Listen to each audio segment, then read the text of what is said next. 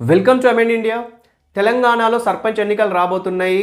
కొత్తగా 12,728 మంది సర్పంచులు రాబోతున్నారు. సో ఈ సందర్భంగా తెలంగాణ ప్రజలు కొన్ని విషయాలు తెలుసుకోవాల్సిన అవసరం ఉన్నది. ముఖ్యంగా 4 విషయాల గురించి నేను ఇప్పుడు డిస్కస్ చేయబోతున్నాను. ఒకటి, తెలంగాణ గ్రామ పంచాయతీలకు అసలు నిధులు ఎట్లా వస్తాయి, ఎవరిస్తారు?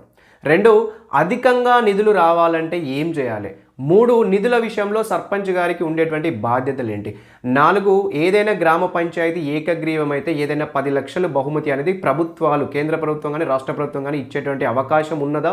అది ఎంతవరకు సాధ్యపడుతుంది?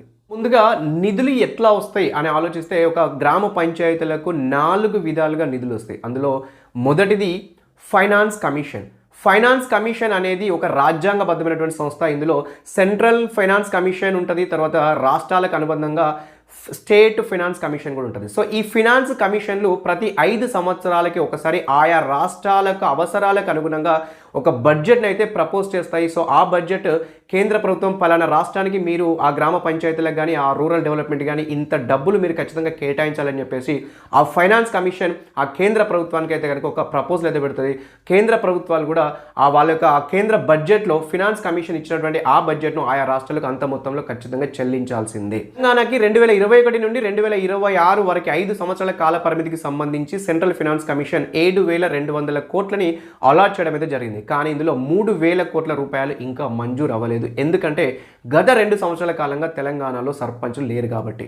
సో ఈ 3,000 కోట్లు ఇంకా రిలీజ్ అవ్వాలంటే మనకున్న టైం కేవలం ఇంకొక 3 నెలలే, మార్చి 2026 వరకు మాత్రమే.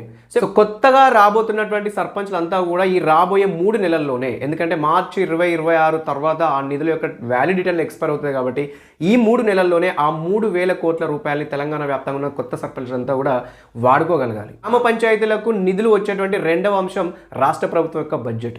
ఈ సంవత్సరం తెలంగాణ ప్రభుత్వం 31,000 కోట్ల బడ్జెట్ ప్రవేశపెట్టింది. అయితే ఇది కేవలం గ్రామ పంచాయతీల కోసం కాకుండా గ్రామ పంచాయతీలు మరియు రూరల్ డెవలప్మెంట్, అంటే ఇందులో కొత్త కమ్యూనిటీ హాల్ కావచ్చు, మహిళా సంఘాలు కావచ్చు, కొత్త చిన్న చిన్న రోడ్లు కావచ్చు, లేదంటే పారిశుద్ధ్యం కావచ్చు, ఆ శానిటైజేషన్, లేదంటే పల్లె పార్కులు కావచ్చు, ఆ ఊళ్ళటువంటి డ్రింకింగ్ వాటర్ కావచ్చు, వీధి లైట్లు కావచ్చు. సో ఈ అంశాలన్నింటినీ కవర్ చేస్తూ ఈ రాష్ట్ర ప్రభుత్వం యొక్క బడ్జెట్ అయితే ఉంటుంది గ్రామ పంచాయతీ మరియు రూరల్ డెవలప్మెంట్ కోసం అని. సో ఇందులో ఫినాన్స్ కమిషన్ అలాట్ చేసినటువంటి కేంద్ర ప్రభుత్వం రిలీజ్ చేసినటువంటి ఫండ్స్ కూడా ఈ సంబంధిత శాఖలకి, రాష్ట్ర ప్రభుత్వానికి సంబంధించిన సంబంధిత శాఖల్లో జమ అవుతాయి. ఈ ఫండ్స్ని కూడా ఇంక్లూడ్ చేసుకొని, ఆ నిధులను కూడా కలుపుకొని ఈ రాష్ట్ర ప్రభుత్వం యొక్క బడ్జెట్ అయితే ఉంటుంది. అది కూడా గ్రామ పంచాయతీ యొక్క విధులు కాబట్టి.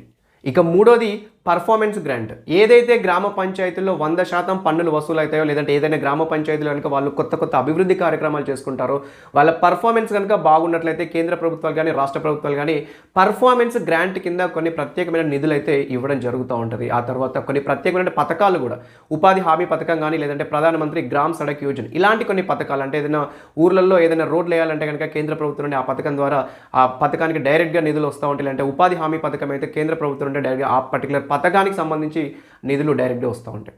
ఇక 4వ అంశము, ఆ గ్రామ పంచాయతీ పరిధిలో ఉంటుంది తన సొంత రెవెన్యూ, అంటే ఇంటి పన్నులు కానీ, నల్లా పన్నులు కానీ, లేదంటే ఆ ఊళ్ళో ఉన్నటువంటి ఏదైనా మార్కెట్ జరిగితే ఏదైనా ట్రేడ్ లైసెన్సులు కానీ, ఇలాంటి తన సొంత పన్నులు.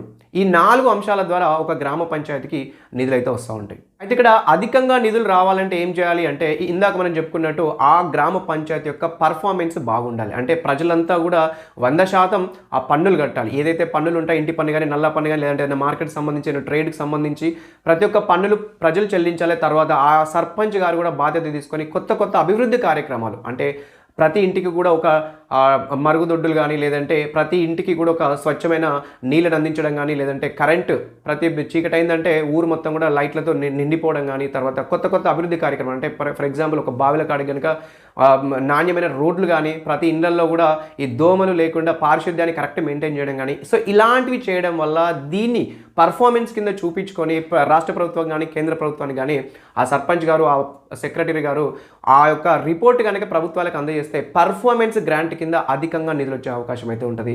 సో ఇందులో సర్పంచ్ గారి యొక్క బాధ్యత ఈ విషయంలో చాలా కీలకంగా ఉంటుంది. ఇక్కడ మనం ఇంకొక విషయం మాట్లాడుకోవాలి. సో మనం మామూలుగా చూస్తూ ఉన్నాం, పలానా గ్రామ పంచాయతీలో ఎన్నికలు ఏకగ్రీవం అయితే మేము ఒక 10 లక్షల బహుమతి ఇస్తామని చెప్పేసి కొంతమంది మంత్రులు కానీ, రాష్ట్ర ప్రభుత్వాలు కానీ, కేంద్ర ప్రభుత్వాలు కానీ ప్రకటనలు చేయడం మనం ఫస్ట్ నుండి కూడా చూస్తాను.